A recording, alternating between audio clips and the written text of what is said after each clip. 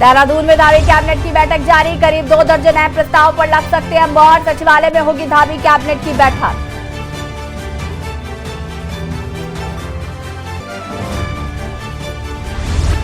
हेमकुंड साहिब में सीमित संख्या में भेजे जाएंगे श्रद्धालु। जून महीने में बर्फ पिघलने के बाद बढ़ाई जाएगी संख्या। बर्फबारी को देखते हुए ट्रस्ट ने लिया फैसला। धामी सरकार ने जुलाई तबादला 124 IAS और 21 अधिकारियों को तबादला। नैनीताल डीएम धीरज गर्ब्याल को मिली हरिद्वार की जिम्मेदारी।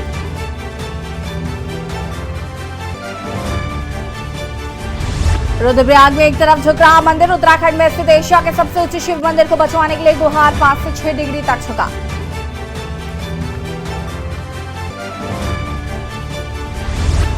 रुद्रप्रयाग से हरिद्वार तक बदला मौसम का मिजाज। केदारनाथ दर्शन को आए हिमाचल के राज्यपाल शिव प्रताप। फंसे बारिश से कई इलाकों में बिजली गुल।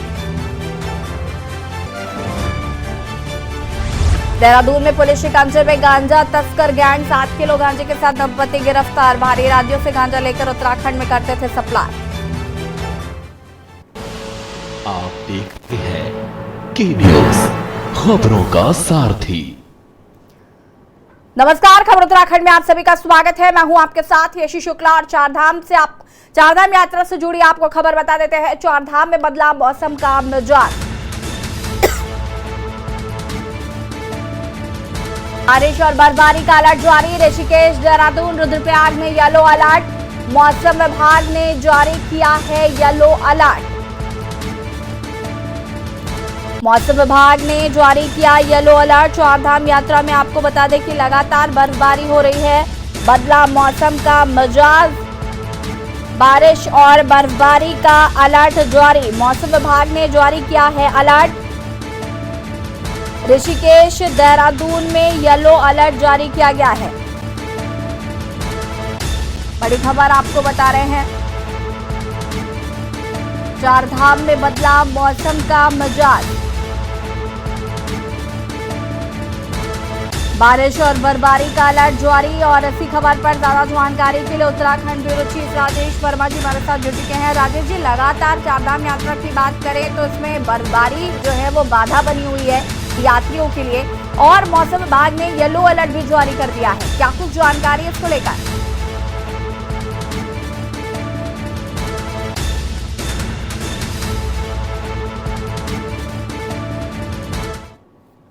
और जिसमें अब तक की बात करें तो लगभग 8 लाख से ज्यादा श्रद्धालुओं ने जो है चारों धाम के दर्शन भी कर लिए हैं। लेकिन एक कहीं ना कहीं एक आफत जो है वो मौसम की बनती नजर आ रही है। एक बार दोबारा मौसम विभाग ने येलो अलर्ट जारी कर दिया है। अगले 2 से 3 दिन जो है वो भारी बारिश और साथ ही जो है जो अधिक ऊंचाई वाले क्षेत्र है वहां पर बर्फबारी की संभावना जताई है। और साथ ही ये भी मौसम विभाग ने सतर्क किया है कि एवलांच भी जो है वो जो पहाड़ी है वहां पर खास तौर से आ सकते हैं। और केदारनाथ में जाने वाले खास तौर से जो श्रद्धालु हैं वो प्रिकॉशन बरते, क्योंकि फिलहाल अभी जो है सरकार ने भी 25 मई तक जो है पंजीकरण जो है वो बंद कर दिए गए हैं, स्पेशली केदारनाथ धाम के। हालांकि जो 3 धाम और हैं, गंगोत्री, यमुनोत्री और बद्रीनाथ, वहां पर लगातार श्रद्धालुओं की संख्या जो है वो बढ़ रही है। लेकिन कहीं ना कहीं एक सीमित दायरे में जो है वो केदारनाथ की दर्शन कराने की जो प्रक्रिया है वो इस समय प्रशासन द्वारा चल रही है। लेकिन अब एक बार दोबारा जो है मौसम विभाग ने अलर्ट जारी कर दिया है। और अभी तक की बात करें यशी, तो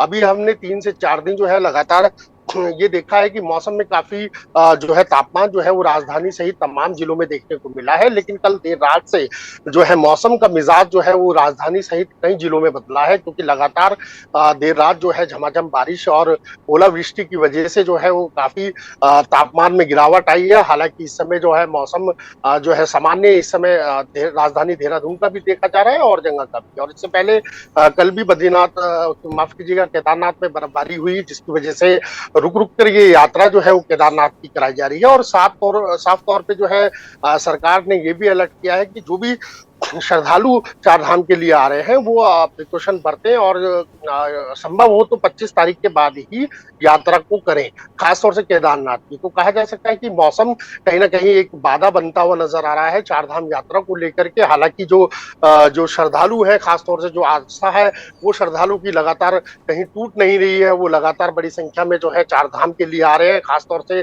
केदारनाथ के लिए भी कहा जाए तो काफी बड़ी वेटिंग जो है इस समय केदारनाथ में श्रद्धालु की लगी हुई है, क्योंकि हर किसी की उत्सुकता है कि बाबा केदार के दर्शन जो है वो इस समय सही समय पे किया जाए, क्योंकि आगे जो है जून जुलाई के बाद जो है बारिश राजेश जी, अगर हम मौसम की बात करें तो देखिए मौसम तो लगातार करवट ले ही रहा है और इसकी वजह से परेशानियां भी लोगों को हो रही है। विपक्ष का ये लेकिन आरोप था कि सरकार, जो लोग रुके हुए हैं कहीं पर, उनके जो यात्री आ रहे हैं, श्रद्धालु आ रहे हैं, उनके ठहरने की उचित व्यवस्था नहीं है, क्योंकि जाहिर सी बात है बर्फबारी शुरू हो गई है तो ज्यादा से ज्यादा लोगों को यात्रा करने से रोका जा रहा है। तो क्या उनके रहने ठहरने की उचित व्यवस्था मिल रही है देखने को?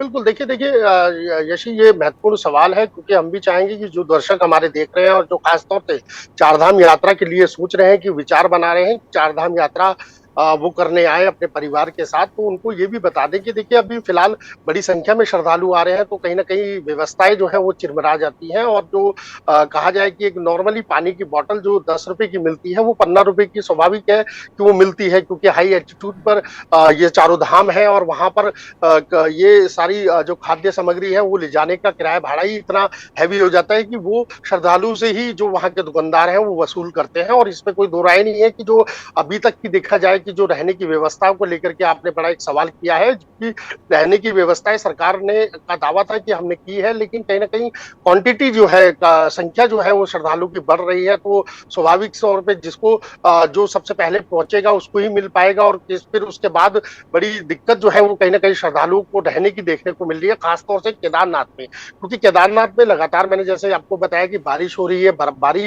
लगातार चल रही है, तो स्वाभाविक बात है कि बड़ी संख्या में श्रद्धालुओं को जो लगातार उन लोगों ने दर्शन करने, तो उनको बीच बीच जो चेक पॉइंट पुलिस ने बनाए हुए हैं वहां पर उनको रोका गया है, ताकि जो बड़ी संख्या में जो है वहां पर टेंपल पे ना पहुंच पाए, क्योंकि एक क्वांटिटी जो है एक सरकार ने निर्धारित की है कि इतनी संख्या में केदारनाथ में श्रद्धालु जो है वो रुक सकते हैं, तो कहीं ना कहीं एक रहने की व्यवस्था को लेकर के भी एक बड़ा प्रश्न चिन्ह जो है वो लगता नजर आ रहा है, क्योंकि व्यवस्थाएं जो है वो दुरुस्त नहीं है, लेकिन हर संभव मदद और हर संभव प्रयास करने के लिए जो है धामी सरकार ने पहले से ही सभी जो आला अधिकारी हैं उनको बोला हुआ है। चारधाम यात्रा का जो रिकॉर्ड है वो धामी चाहते हैं कि इस बार जो है वो रिकॉर्ड तोड़ यात्रा, जो पिछली बार हमने देखी है कि लगभग 45 लाख से 46 लाख से ज्यादा श्रद्धालु चारों धाम में आए, तो वो संख्या जो है वो इजाफा करे। और यही बात है कि देखिए अभी तक जो है यशी चारों धामों में 8 लाख से ज्यादा श्रद्धालुओं ने दर्शन कर लिए हैं, और अभी भी बड़ी संख्या में श्रद्धालु जो है रजिस्ट्रेशन कराने के लिए रुके हैं, लेकिन क्या कर सकते हैं कि अभी फिलहाल सरकार ने इस पे रोक लगाई है, खासतौर से केदारनाथ के लिए रोक लगाई है, क्योंकि 25 तारीख तक कोई भी रजिस्ट्रेशन नहीं हो पाएगा केदारनाथ के लिए। खासतौर से अगर कोई श्रद्धालु अगर आने की सोच भी रहा है तो बहुत सोच समझ के और वेबसाइट पर देख करके, जो पर्यटन विभाग की वेबसाइट है, जो टूरिज्म की वेबसाइट है जिसमें चारधाम का रजिस्ट्रेशन होता है, उसको देख करके ही आगे बढ़े, क्योंकि अगर वो यहाँ आएंगे तो वो परेशान होंगे, क्योंकि मौसम की मार है, और वैसे ही मौसम विभाग ने एक बार दोबारा येलो अलर्ट जारी कर दिया है, जिसमें कहीं जो पर्वतीय जिले हैं वहां पर बर्फबारी की आशंका जताई है, और साथ ही मैदानी क्षेत्रों में बारिश की संभावना भी यशी जताई गई है। बहुत बहुत शुक्रिया आपका राजेश जी, तमाम जानकारी हमारे दर्शकों तक पहुंचाने के लिए, और उम्मीद करते हैं कि जो लोगों को चारधाम की यात्रा में जाना है उनको ये सारी जानकारी मिलना बहुत जरूरी है कि चारधाम यात्रा में स्पेशली केदारनाथ में बर्फबारी हो रही है और वहां पर रजिस्ट्रेशन पर फिलहाल रोक लगा दी गई है, और यात्राएं है वो फिलहाल चल रही है, लेकिन मौसम विभाग ने येलो अलर्ट भी जारी कर दिया। तो ऐसे में रहने ठहरने की व्यवस्था जो है वो जरूर कमजोर नजर आ रही है, लेकिन उसको भी ठीक करने की कोशिश लगातार सरकार द्वारा की जा रही है।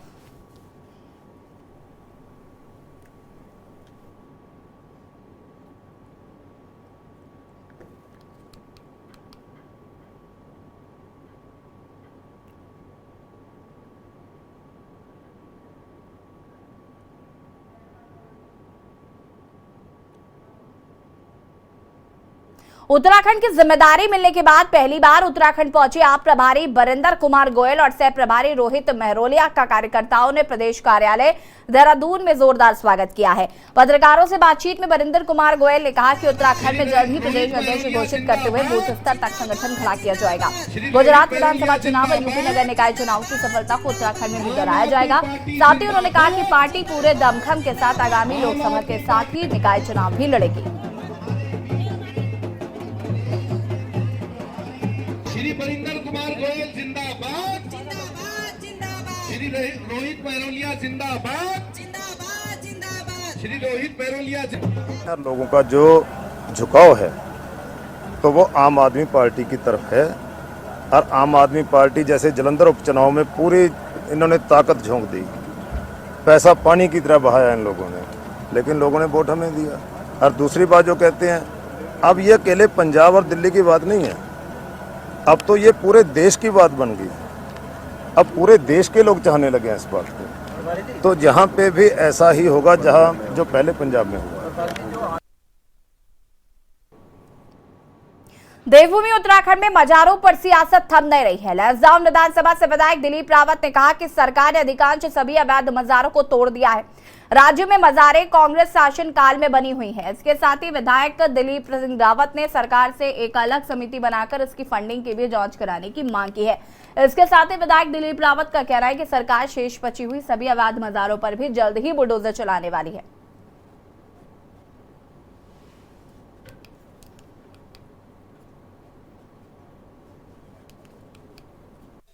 निश्चित रूप से पहले भी कह चुका हूं कि ये पूर्ववर्ती सरकारों के संरक्षण में ये बहुत बड़ा काम हुआ है और इसकी भी जांच की जानी चाहिए। और जिन अधिकारियों और जिन सरकार के लोगों के नेतृत्व में ये काम हुआ है, उनकी सरपरस्ती में ये काम हुआ है, उनके ऊपर भी कार्रवाई की जानी चाहिए, जांच की जानी चाहिए। भी पता करना चाहिए कि ये कौन से स्रोत से इनका मजारों का निर्माण हो रहा है और उसकी जाँच मैं समझता हूँ कि एक अलग से जाँच समिति बना के इसकी जाँच करनी चाहिए।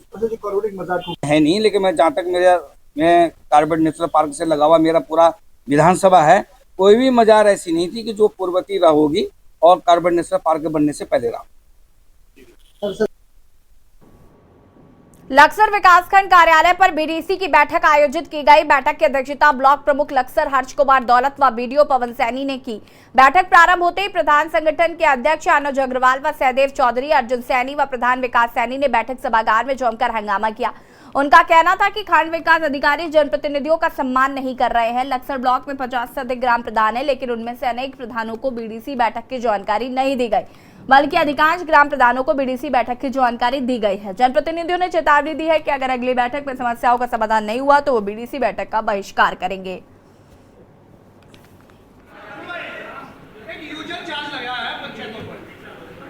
आपको एक सुझाव दिया जाता है डीलर को कि आप लोग अपने जितने भी आपके प्रारंभ को हमें एक से करना पड़ेगा।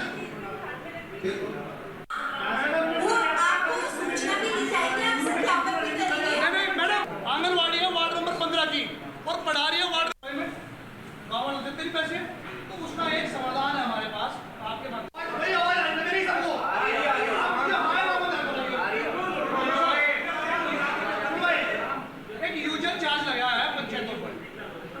आपको एक सुझाव दिया जाता है डीलर को कि आप लोग अपने जितने भी आपके प्रारंभ को हमें एक से करना पड़ेगा। महावीर सेवा समिति ने प्रेमनगर देहरादून में एक शाम करैया के नाम भजन संध्या का आयोजन किया। इस अवसर पर सीएम पुष्कर सिंह धामी ने भी शिरकत की। भीड़ को देखकर उन्होंने कार्यक्रम की जमकर सराहना की। देहरादून मेयर सुनील उनियाल गामा भी उपस्थित रहे। बता दें कि दशहरा ग्राउंड प्रेमनगर में हुई भजन संध्या का शुभारंभ पंडित कृष्ण प्रसाद ने गणपति पूजन कर किया। भजन संध्या में भव्य रूप से सजे कृष्ण दरबार में भजन गायक कन्हैया मित्तल एवं मयूर गुप्ता के आते ही माहौल भक्तिमय हो गया। कई भजनों पर श्रद्धालु देर रात्रि तक जमकर नृत्य करते नजर आए।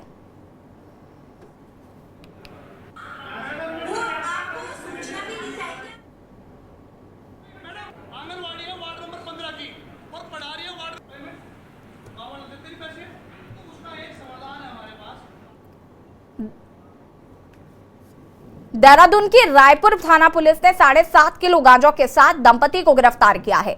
ये कार्रवाई सपेरा बस्ती में की गई। दोनों आरोपियों के खिलाफ पुलिस ने एनडीपीएस अधिनियम के तहत केस भी दर्ज किया है। थानाध्यक्ष कुंदन राम ने बताया कि सपेरा बस्ती में गांजा बेचे जाने की सूचना मिली थी, जिस पर टीम ने दबिश तुरंत दी। पुलिस ने मौके पर विजय नाथ और उसकी पत्नी विनीता नाथ को पकड़ लिया है। दोनों से 7 किलो 600 ग्राम गांजा बरामद किया गया है और इसकी कीमत करीब 2 लाख रुपए बताई जा रही है।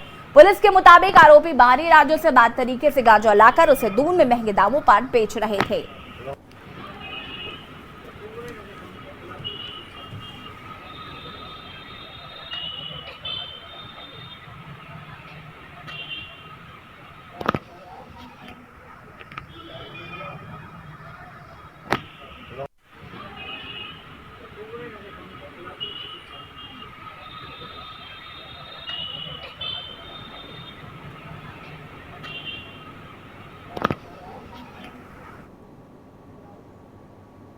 और यहाँ रुकिंग छोटे से ब्रेक के लिए, जो हाजिर होते हैं। आप देख रहे हैं के न्यूज, खबरों का सारथी। ब्रेक के बाद एक बार फिर से आप सभी का स्वागत है। उत्तराखंड में 2024 में होने वाले लोकसभा चुनाव के लिए बीजेपी कांग्रेस तैयारियों में जुटी हुई है।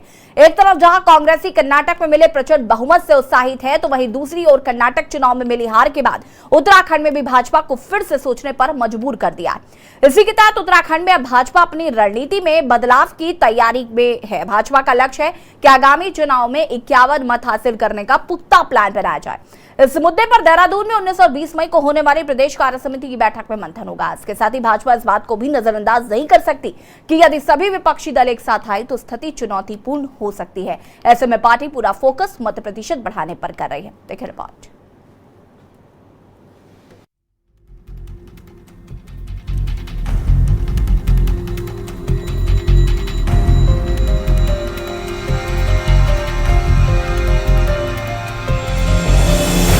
उत्तराखंड में 2024 में होने वाले लोकसभा चुनाव को जीतने के लिए बीजेपी और कांग्रेस तैयारियों में जुटे हुए हैं।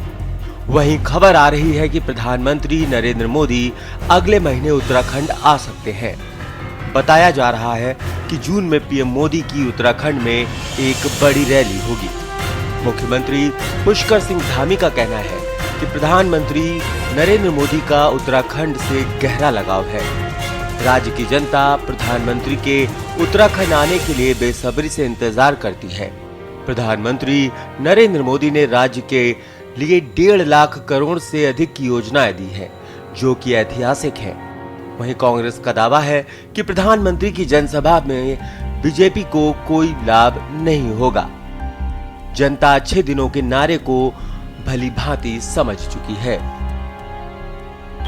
प्रधानमंत्री जी के प्रस्तावित कार्यक्रम बने हुए हैं और पहले से भी चूँकि उनकी स्वयं की भी इच्छा है कि वो उत्तराखंड के दौरे पर आएं, और जब भी वो उत्तराखंड आते हैं तो यहाँ की भूमि से, उत्तराखंड से उनका विशेष लगाव है। और हम सभी को इंतज़ार रहता है, समूचे उत्तराखंड वासियों को इंतज़ार रहता है, क्योंकि उनके कालखंड में अनेक योजनाएँ जो प्रस्तावित थी या जिनके बारे में हम सोचते भी नहीं थे, वो सारी योजनाएं और लगभग 1.5 लाख करोड़ की योजनाएं उनके प्रधानमंत्री बनने के बाद स्वीकृत हुई हैं। इसलिए उत्तराखंड से उनका लगाव है और उत्तराखंड वासियों को भी उनका इंतजार है। बिल्कुल भी नहीं है आगे, क्योंकि जनता कब तक, आप मैंने कहा ना कि झूठ आया समय तक नहीं टिकता है। और अब जनता समझने लगी है कि सिर्फ वोट की राजनीति करते हैं, क्योंकि धरातल पे कोई काम ही नहीं है। आप देहरादून ही देख लीजिए, स्मार्ट सिटी के नाम पर जो पैसे की, मेरे ख्याल से एक पैसे की बंदरबाट हुई है। जो टैक्स पेयर पैसा देता है ईमानदारी से, उसके साथ ये छल है। उसके साथ ये एक छल की जो है इनकी राजनीति कि आप लोग टैक्स पेयर अपना ईमानदारी से पैसा देते हैं और इसका बांटने का, बंदर बाट का काम जो होता है। धरातल पे कुछ भी काम नहीं है, सारी सड़कें खुदी हुई हैं। आप एक बार क्यों नहीं रणनीति बनाते हैं कि भाई एक ही समय में आप जो है खुदाई करें और जितनी भी आपकी लाइन है, बिजली की लाइन है, पानी की लाइन है, एक साथ डालिए ना। ये तो आज आप बिजली की लाइन डाल रहे हैं, कल आप पानी की लाइन डाल रहे हैं। कब तक जनता सफर करेगी?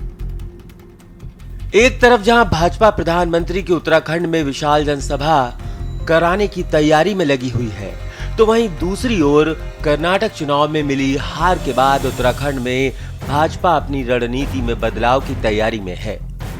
भाजपा का लक्ष्य है कि आगामी चुनाव में 51 मत हासिल करने का पुख्ता प्लान बनाया जाए।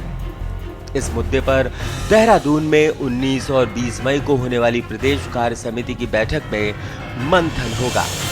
इसके साथ ही भाजपा इस बात को भी नजरअंदाज नहीं कर रही है कि यदि सभी विपक्षी दल एक साथ आए तो स्थिति चुनौतीपूर्ण हो सकती है। ऐसे में केंद्र और राज्य सरकार की जन कल्याणकारी योजनाओं को जन जन तक पहुंचाने की भी पार्टी तैयारी कर रही है। के लिए हम समाज के प्रबुद्ध लोगों के साथ भी संपर्क करने का हमने योजना बनाई है। सेना के रिटायर्ड अधिकारी हैं, वरिष्ठ अधिकारी उनके साथ हैं, वरिष्ठ पत्रकार बंधु हैं और ऐसे ख्याति लब्ध ऐसे बहुत सारे लोग हैं जिनको अपने अपने क्षेत्र में काम करने के लिए पुरस्कार मिले हैं अपने अपने अलग अलग समय पर। ऐसे बहुत सारे वरिष्ठ लोग हैं, उनको हम सूचीबद्ध कर रहे हैं, सूची तैयार कर रहे हैं। उनसे हमारे पार्टी के वरिष्ठ लोग उनके घर पर मिलने भी जाएंगे और ऐसे प्रबुद्ध लोगों का सम्मेलन भी हम अलग अलग स्तर पर करेंगे। ऐसे बहुत सारे, बहुत डिटेल, बहुत व्यापक कार्य योजना जो है इसके लिए तैयार की गई। 2014 से पहले जो मोदी जी ने देश की जनता से वादे किए थे, उन वादों पर वो खरे नहीं उतरे और अब देश की जनता जो जुमलों और झूठ से उब चुकी है और लगातार जो है सरकार के खिलाफ प्रदर्शन हो रहे हैं। बेरोजगार 2 करोड़ रोजगार जो पर साल का वादा किया था, पूछ रहे हैं कि वो 18 करोड़ रोजगार जो थैले में बंद हैं वो कब बाहर निकलेंगे। महंगाई इतनी बढ़ गई है कि गरीब को 2 टाइम की रोटी जुटाना बड़ा कठिन हो रखा है। देश के अंदर सामाजिक सौहार्द का ताना बाना छिन्न भिन्न हो रखा है। तो निश्चित तौर पर एक परिवर्तन की हवा और उसकी पदचाप जो है बहुत तेजी से सुनाई देने। कुल मिलाकर 24 के दंगल को फतेह करने के लिए बीजेपी कांग्रेस अपनी अपनी तैयारियों में जुटे हुए हैं। इन सबके बीच कर्नाटक चुनाव के आए नतीजों ने सभी दलों को फिर से सोचने पर मजबूर कर दिया है। सवाल ये है कि क्या कर्नाटक में कांग्रेस को मिली जीत को उत्तराखंड में कांग्रेस भुना पाएगी? क्या भाजपा की रणनीति में बदलाव पार्टी के हित में होगा? क्या प्रधानमंत्री की रैली से एक बार फिर जनता बीजेपी पर विश्वास करेगी? देहरादून से के न्यूज इंडिया के लिए अंकित काला की रिपोर्ट।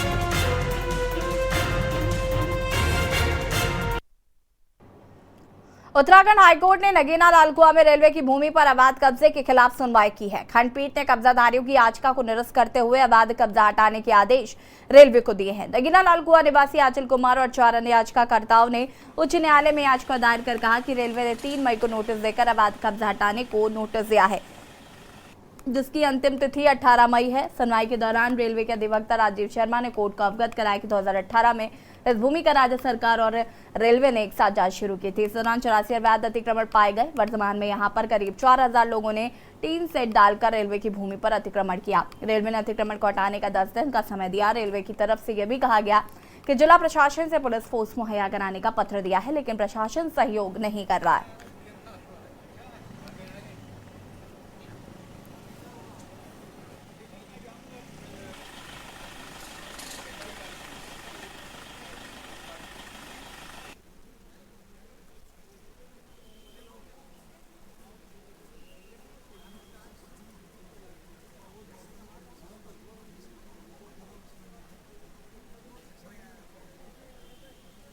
आज हाईकोर्ट में एक रिट याचिका फाइल हुई थी, जो नगीना लालकुआ में जो रेलवे की जो ज़मीन पे अनऑथराइज कंस्ट्रक्शन जो लोगों ने किया हुआ है, लगभग 4000 फैमिली है। तो उन्होंने इसको रोकने के लिए हमने डिमिस का ऑर्डर किया हुआ था और कल उसकी लास्ट डेट है। 18 तारीख को हमने प्रशासन से पुलिस फोर्स से मांगी है कि जितने भी अनऑथराइज कंस्ट्रक्शन है उनको डिमिस किया जाए। तो उस संबंध में कुछ 5 पिटिशनर ने हाईकोर्ट में याचिका फाइल की थी कि हमें जो है जो नोटिस है नोटिस को क्वेश्चन किया जाए, लेकिन कोर्ट ने उस बात को न मानते हुए एक लंबा सा ऑर्डर दिया कि क्योंकि आप अनऑथराइज हैं, आपके पास कोई टाइटल नहीं है, ओनरशिप का कोई राइट नहीं है, इसलिए जो है आप जो इंक्रोचमेंट है, जो अनऑथराइज ऑक्यूपेंट हैं, उनको आप तुरंत खाली करिए। बुलेटिन में फिलहाल इतना ही। देखते रहिए के न्यूज़ ज़रिया। नमस्कार।